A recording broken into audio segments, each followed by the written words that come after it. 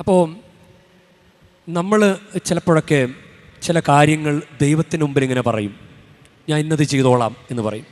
അത് ദൈവം നമ്മോട് പറയാത്ത കാര്യങ്ങളാണ്. ചിലപ്പോൾ നേർച്ച നേരാം, അങ്ങനെയൊക്കെ.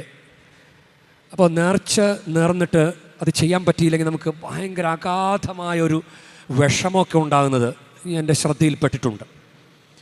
കഴിഞ്ഞ ദിവസം ആന്ധ്രാപ്രദേശിൽ നിന്നൊരു കുടുംബം, ആ കുടുംബത്തിലെ ഒരു വ്യക്തി ഇവിടെ പ്രഭാതത്തിൽ 5 മണിക്ക് മുട്ടിന് നിരങ്ങ് നേർച്ച നടത്തി. അപ്പോൾ മഴയൊക്കെ കഴിഞ്ഞതുകൊണ്ട് മണ്ണൊക്കെ ഉറച്ച് നല്ല അത് ഭയങ്കര ഹാർഡായിട്ട് കിടക്കുക. അത്ര എളുപ്പമല്ല 1.5 മണിക്കൂർ മുതൽ 2 മണിക്കൂർ വരെ ഉള്ള സമയം മുട്ടിന് നിരങ്ങുക.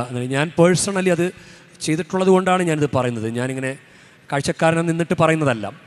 അപ്പോൾ അത്ര എളുപ്പമല്ല. അപ്പോൾ അവരെന്നോട് വന്ന് പറയുകയാണ്, കുറേ മണ്ണ് കൊണ്ടുവന്നിടാൻ പറ്റുമോ ഇവിടെ? ഇപ്പോൾ ഞാനാണ് ഇവിടുത്തെ അധികാരി എന്ന്, ഞാനിവിടുത്തെ ശുശ്രൂഷകൻ മാത്രമാണ്, ഞാനിവിടുത്തെ അധികാരിയല്ല. അപ്പോൾ ഞാനാണ് ഇവിടുത്തെ അധികാരി എന്ന് വിചാരിച്ചിട്ട് എന്നോട് പറയുകയാണ്, ഇവിടെ കുറേ മണ്ണൊക്കെ കൊണ്ടുവന്നിട്ട് ആളുകളുടെ കാല് നോവുന്നെന്ന്. അപ്പോൾ ഞാൻ ചോദിച്ചു, നിങ്ങൾ നേർന്ന കാര്യമല്ല, അത് ചെയ്യണമെന്നൊരു നിർബന്ധവും ഇല്ലല്ലോ. മുട്ടിന് നിരങ്ങണമെന്ന് വല്ല നിർബന്ധമുണ്ടോ? ആരാ പറഞ്ഞത് മുട്ടിന് നിരങ്ങണമെന്ന്? നിങ്ങളോട് ആരെങ്കിലും പറഞ്ഞു മുട്ടിന് നിരങ്ങിയില്ലെങ്കിൽ സ്വർഗം നിങ്ങൾക്ക് വാതിൽ തുറന്നു തരില്ല എന്ന് പറഞ്ഞു? അത് നമ്മൾ നേർന്ന കാര്യമല്ലേ? നമ്മൾ നേർന്നിട്ട് നമ്മൾ തന്നെ അതിനെക്കുറിച്ച് ഭാരപ്പെടുന്നത് എന്താ? അപ്പം നമ്മൾ എന്താ ഉദ്ദേശിക്കുന്നത്?